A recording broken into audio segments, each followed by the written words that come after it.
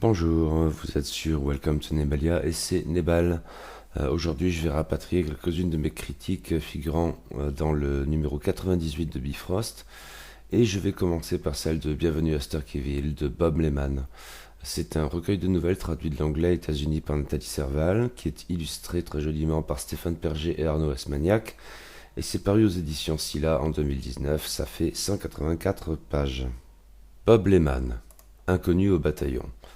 Il faut dire que cet auteur, décédé en 2006, n'a jamais publié qu'une quinzaine de nouvelles, dont une bonne dizaine avaient en son temps eu droit à des traductions françaises dans fiction, cela dit, mais il avait été largement oublié depuis.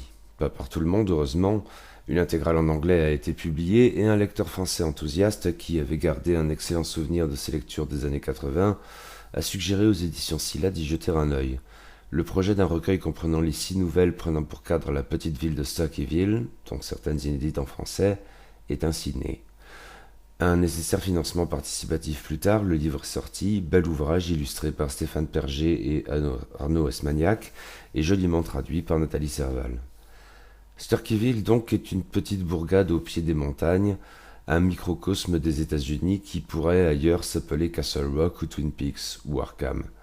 Rien d'une métropole, mais un semblant d'industrie a constitué le pôle autour duquel tout le reste tournait, et la ville était assez prospère, dominée par une gentry affichant avec narcissisme sa propre bienveillance. Ou pas tout à fait. Mais ça, de toute façon, c'était avant. Pour tout un tas de raisons dont les plus fascinantes sont exposées dans la nouvelle Lube, probablement le sommet du recueil qui voit un géant simplet très sturgeonien faire bifurquer l'histoire dans le passé, à moins que sa responsabilité dans cette affaire ne soit qu'une hypothèse paranoïaque de déclassé.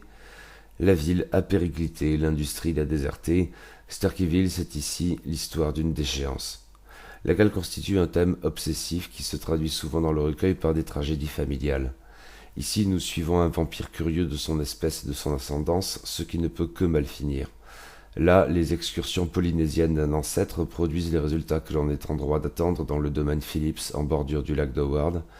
Là-bas, la consanguinité white trash illustre plus que jamais la réalité sordide de la décadence et du mal, avec comme signe révélateur récurrent une hygiène déplorable.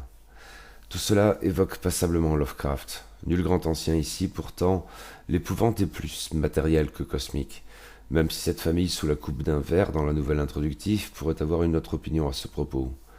En même temps, tout en développant une voix qui lui est au fond propre, Bob Lehman explore d'autres références, dont peut-être tout spécialement Shirley Jackson, notamment dans La Maison hantée de la dernière nouvelle. Et si la plume de l'auteur véhicule quelque chose d'anachronique, Stephen King est peut-être pourtant là en embuscade, car tous ces auteurs, en racontant des histoires fantastiques riches en frissons, livrent en même temps des portraits sur le vif mais pas moins précis de la société américaine, dont la petite ville faussement tranquille synthétise les rancœurs et les échecs. Tout le monde y connaissant tout le monde, chacun a sa part dans les malheurs de la communauté, un constat navrant qui ne trouve une bizarre échappatoire que dans le constat plus navrant encore de l'impuissance généralisée. L'ensemble constitue un recueil horrifique au charme certain, une réussite indéniable. Bob Lehman savait assurément raconter une histoire, poser un cadre comme des personnages. Bref, nous voici en présence d'une exhumation inattendue et pleinement justifiée. Un beau projet qui mérite qu'on s'y attarde, de même que Bob Lehman méritait qu'on se souvienne de lui et de son œuvre. Le boulot est fait.